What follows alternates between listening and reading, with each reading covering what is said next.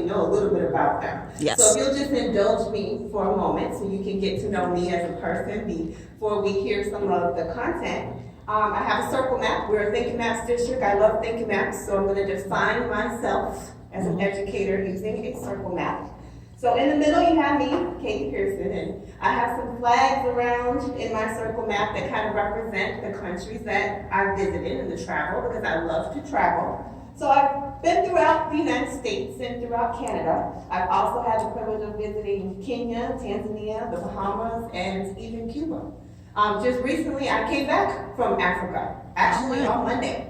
So I'm not really sure, I know what time it is, but my body still doesn't, because I spent 2 weeks over there and it was absolutely amazing. What frames me are all of these other experiences, right? My education, being my education as a student, my education in learning to become an educator, and then education as an educator working in a public school district. That's what I've been doing for so many years, and so education makes up a huge part of who I am. My career, just like all of you, it's what we do every day. We go to work, right? And so it becomes a huge part of what we are, and it filters through our frame of reference. Then my faith, the things that drive me, right? That sense of purpose, the sense of hope, the thing that moves you forward and motivates you, and then your culture, right? What's meaningful and relevant to you, the things that you hold dear, the things that are your traditions, and all of those. I've been married, that's my husband right there, 25 years, can you believe that? Woo! We got married around 12 years old, and we managed to keep it going, right? I have my oldest daughter, that's her right there, and she is, that's her husband, Mr. Freddie, and that's what we call him, Mr. Freddie. And that's her youngest son, Freddie Jr., and then Malia, who is her daughter, which is 7 years old. So I am technically a grandmother, but they don't call me grandma. Okay. Call me Jiva, which is a grandma diva. Jiva. Nice. Then I have two other daughters. These are my youngest and my middle daughter. Both are in high school. So one is in her sophomore year, and that's Kaylee. And then I have a senior, which is Miss Cariel. She's named after the Little Mermaid. I really liked that movie at the time she was born, so we just put a K in front of it. So she's Cariel, right? And so they are both in school now. I am almost free. 2 more years, and everybody's out of the house, right?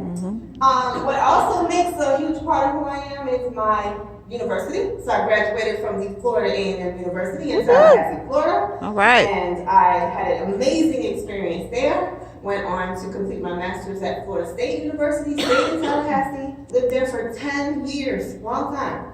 And then went on to do my ed specialist at Nova.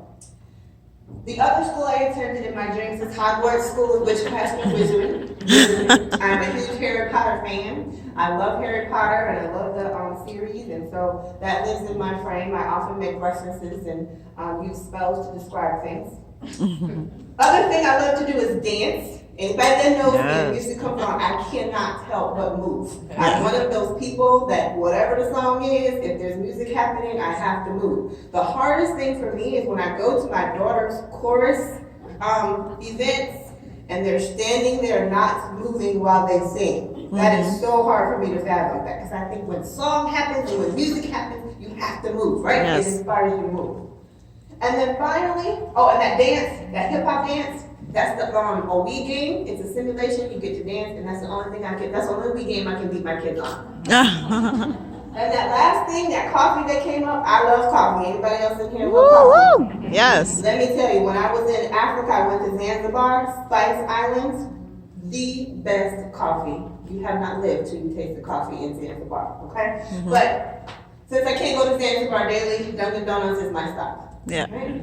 So now you know a little bit about me and what makes me me. And I think in knowing a little bit about someone, it helps you kind of make a connection to them. So as I've described me, I went to your website and kind of said, well, let me know about you, right? Before I come and visit, let me know a little bit more about those of you that are in this role with regard to FADIMA and the mission. And so I said, well, let me look at the mission. Since the mission is possible, and we're at mission in, right? Yeah. Let me know the mission of what it is that we work towards, right? So I looked and I said, okay, with regard to the mission, we're looking at providing information to instructional materials professionals, a platform to advise the interactions of instructional material administrators, provide instructional materials professionals with an organized, unified vehicle to improve the quality, selection, and funding of instructional materials for all Florida students. So I said, wow, that's an important mission. It touches all students in the state of Florida. You're here to inform, advise, organize, and unify. Yes. Right? All to improve the quality, selection, and funding of instructional materials. So you are powerful, really powerful beyond measure.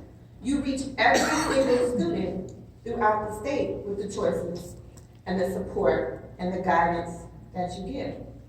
So I went back and I thought about myself. That's me in kindergarten. No. Right? So in kindergarten, I was coming to school and I was ready, and kindergartners are so excited. Whenever you feel bad, just go into a kindergarten classroom and you'll leave happy. Yes. Because the brightness is in kids' eyes and they're ready to be there. I thought about myself and I said, I wonder if when I was in kindergarten, who was sitting in that seat that made a decision about instructional materials? And we heard some of that earlier from the earlier speaker about how far we've come with instructional materials, right? That they are more diverse, they are more different than they were then. But as a kid and coming into kindergarten, I was ready. I was eager, ready to learn. Something happened around 8th grade. Around 8 years old, right? That's still elementary.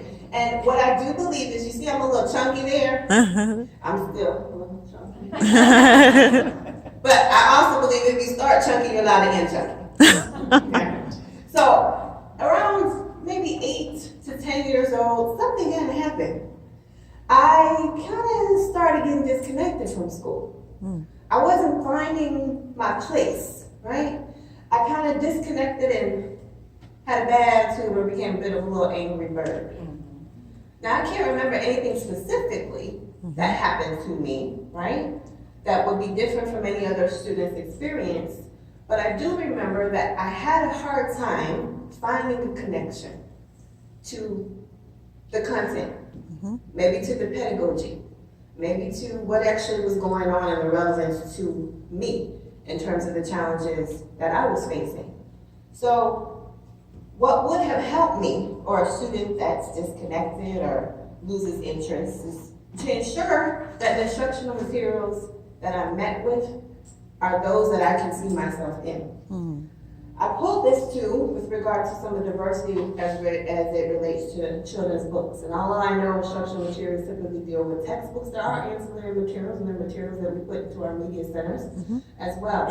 And although we've come a long way, as we look at 2015 in terms of the Cooperative Children's Book Center, we still have a gap with regard to what are the materials and the resources that are available and exposed to our students.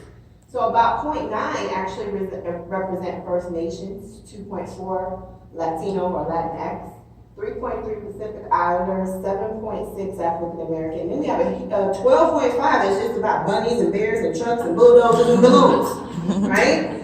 And then about 73% make up white students. And if we look at students with disabilities, it's even less, about 0.3. Or ELO students, maybe 0.1. So as we continue to look and pick and take action with regard to our students and our instructional materials, we want to make sure that all of our students have that opportunity to see themselves and connect. An important place for me to do that was the library. Yes. So growing up, I was a child of a single parent. My father was actually incarcerated before I was actually born until around when I was 12. And so in that, my mother had a very hard time in trying to make ends meet. So after school, we didn't have the same type of after school programs that we have now.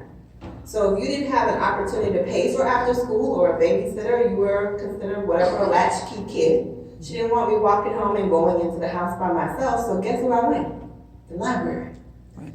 So I grew up in a big city. I grew up in Cleveland, Ohio. And so there were many libraries, and as long as you were good, you didn't make any noise, they let you sit in the library. So luckily, I had some librarians that said, hey, what are your interests? What is it that you like to do? What might be some topics that you find interesting? And what they did is every time I came in, each week, they have a list of books that they would pull and they had provided to me. Mm-hmm. So what they did for me was they made it easy for me to find my place in the bookstore, or my place in the text, or my fit into what education, what books, and what texts might open for me. Teachers also gave me, many times, the right book at the right time. So this place turned into that place for me, every day after school. Mm-hmm. In my own library at my school, that didn't happen. Mm. It happened at the public library. In my own classroom in my own school, that didn't necessarily happen. It happened at the public library. So in terms of where kids spend most of their time, I think it is key that we offer them opportunities to find their place at the bookstore or their spot with regard to the instructional materials that we have. So within our schools, that world is opening for them as well. People gave me the right book at the right time, as I said before. One such book, Are You There, God? It's me, Margaret. Yes. I needed that book at the time. Anybody read that? I heard some people giggle. Almost every kid my age, every girl my age probably read that book. Another book, The Lion, the Witch, and the Wardrobe. Right? One of my favorites. That let me know that even with challenges, there's so many opportunities, right? Charlie and the Chocolate Factory. Yes. Right. Even the movie, right? You love that. I don't like the new one with Johnny Depp, right? I like the old one, right? But in terms of that, James and the Giant Peach, I became a huge Roald Dahl fan. And although none of the characters in any of those books look like me, I still could live through their story. So what I'm not saying is that all characters have to look like each kid, but I am saying that it is important that there are spots where we see ourselves, right? And even now, Harry Potter, one of my favorites. So what does that mean in terms of dimensions of equity, right? Our role really relates to that bottom bubble in terms of curriculum and content. It also touches pedagogy.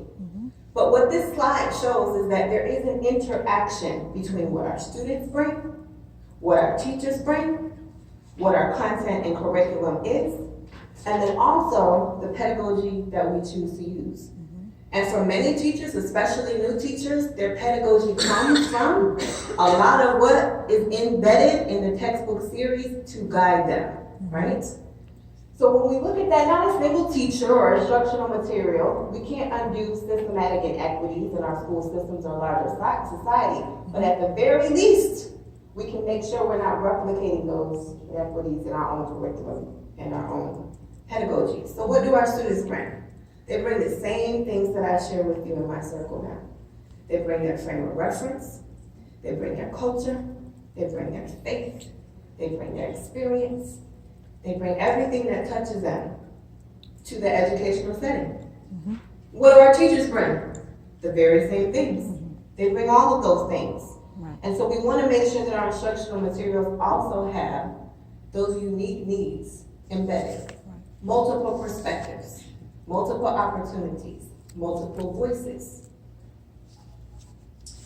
Emily Stiles has an article, an essay, entitled Curriculum as Window and Mirror. And this essay really speaks to me with regard to our role and how important we are. Because curriculum and our materials are twofold. They can serve as a mirror where we look and we see ourselves in those and we make connections and we find our own paths and we see our struggles and we engage in our learning. Or they can serve as windows where we get to see how other people relate, how other people are different, how other people are unique. But what has to happen is there has to be a balance between both.